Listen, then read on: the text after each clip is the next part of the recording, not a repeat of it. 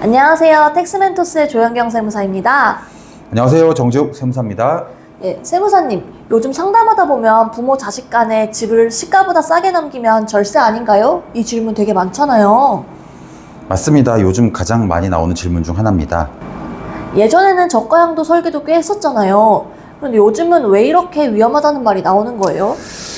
예, 요새 정부가 가족 간 저가 거래를 단순 매매가 아니라 사실상 증여로 보겠다는 방향을 잡고 있기 때문입니다.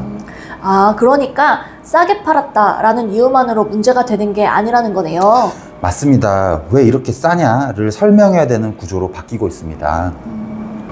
그래서 요즘 다들 저가양도 하게 되면 취득세가 12%나 나온다 이런 얘기를 하게 되는 거네요.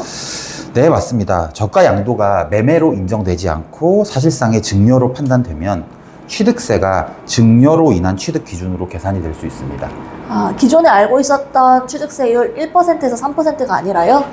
맞습니다. 특히 조정 대상 지역 기준으로는 12% 세율이 적용될 가능성이 생기는데 지금 서울 전역과 경기도 많은 지역이 조정 대상 지역이기 때문에 12%의 세율이 적용될 가능성이 있습니다. 아직 확정은 아니라는 거네요. 맞습니다. 현재는 정부 안 기준입니다. 취득세는 앞으로 미래의 이야기고 당장 주의해야 될 점이 있을까요? 지금은 증여세 검증입니다. 국세청이 강남 4구, 마용성, 고가 아파트 증여를 전수로 다시 들여다보고 있습니다. 전수 검증이라면 특정한 사람들만 보는 게 아니라 전부 모든 사람을 본다는 거잖아요. 네, 맞습니다. 지금 현재 국세청 서버, 국세청 내부 이제 프로그램망에서 그 정도는 다 솔팅이 되기 때문에 또 요새는 AI가 도입되면서 상당히 그런 걸 들여다보기 편하게 됐지 않겠습니까? 그래가지고 전수 검증이 손쉽게 가능하기 때문에 이 강남 4구, 마용성 고가 아파트 증여하실 때는 주의해야 될 점이 있습니다. 그럼 국세청이 뭘 중점적으로 보는지 차례대로 한번 보도록 하겠습니다. 첫 번째는 뭘까요? 네, 이건 형식상 자녀가 대출을 떠났다고 했지만 실제로는 부모가 상환을 도와주는 경우가 있습니다. 우리가 증여를 할 때 어떤 부동산 또는 어떤 동산에 대해서 빚을 진 채로 넘기는 것을 부담부 증여라고 부르지 않습니까? 그런 경우입니다.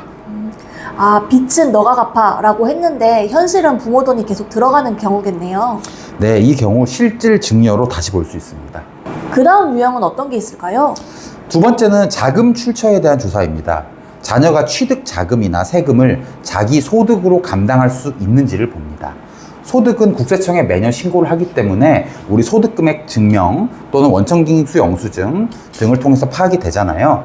그래서 국세청에서는 이 자녀가 본인의 소득으로 앞으로의 자금 출처 혹은 과거의 자금 출처를 감당할 수 있는지를 체크하고 유의가 필요한 사람들을 따로 분류할 수 있는 체계를 갖추고 있다고 봅니다. 이 부분은 소득과 계좌를 비교해야 되면 바로 나오는 부분이겠네요. 맞습니다. 세 번째, 시가보다 낮은 감정평가액으로 증여세 신고. 가장 직관적인 건 이거겠네요. 네, 맞습니다. 과거에는 감정평가를 본인이 셀프로 받아서 감정평가된 금액으로 증여세 신고를 하면은 우리 상속세 증여세 신고의 기본 원칙인 시가로 인정을 해줬거든요.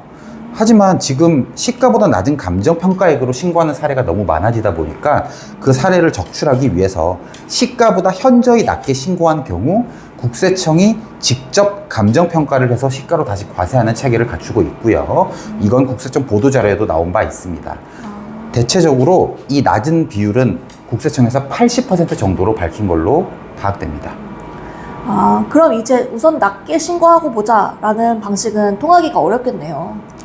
네, 물론 절대적인 건 없습니다. 이 감정평가액 또 기본적으로 시가에 해당하지 않습니까? 그 감정평가사 분들이 직접 여러 가지 재반 요소를 통해서 감정평가를 한 거기 때문에 하지만 우선 이걸 하기 전에 세무사에게 상담을 받으시고 이것이 국세청에서 시가보다 낮은 신고로 될 수 있는 위험 요소가 있는지를 한번 상담을 꼭 받아보시기를 추천드립니다.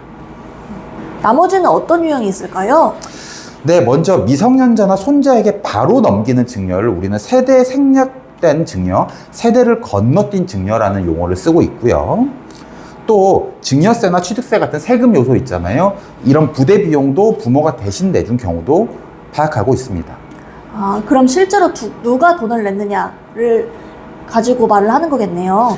맞습니다. 형식보다는 실질을 따진다는 거. 그 실질을 따지는 근거는 자녀의 소득, 그리고 자녀의 종전 자산 등이 있겠죠. 그래서 실질이 중요하다는 사실을 꼭 이해하셔야 됩니다.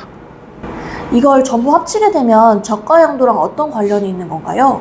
저가 양도는 원래 매매와 증여의 경계에 있는 거래입니다. 지금은 그 경계선이 증여 쪽으로 꽤 기울어진 상황입니다.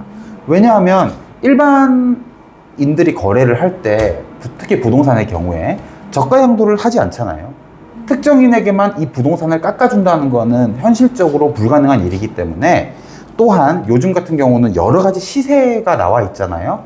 그래서 국세청에서 어떤 아파트의 어떤 동, 어떤 호수가 저가로 거래될 시에 그것을 바로 파악할 수 있는 구조입니다. 이런 상태에서 취득세까지 중요시 기준으로 가게 되면 어떻게 되는 거죠?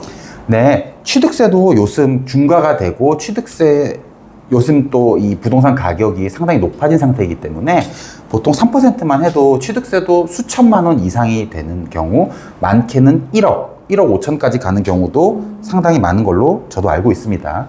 그래서 취득세마저 부모님이 대신 내주거나 또는 부모님의 카드로 결제가 되거나 하면은 증여 기준으로 본다고 할 수 있겠습니다. 오늘 얘기를 정리하면 이거겠네요. 저가 양도, 예전처럼 단순하게 접근하면 안 된다. 네, 맞습니다. 일단 국세청에서 보도자료로 방금 저희 같은 예시를 앞으로 집중 점검하겠다고 얘기를 했습니다. 따라서 자산에 수반되는 증여세, 그리고 그 자산을 등기하는 데 드는 비용인 취득세까지도 꼭 저가 양도의 범주, 증여의 범주에서 벗어나지 않는지를 확인해 놓고 검토하셔야 됩니다.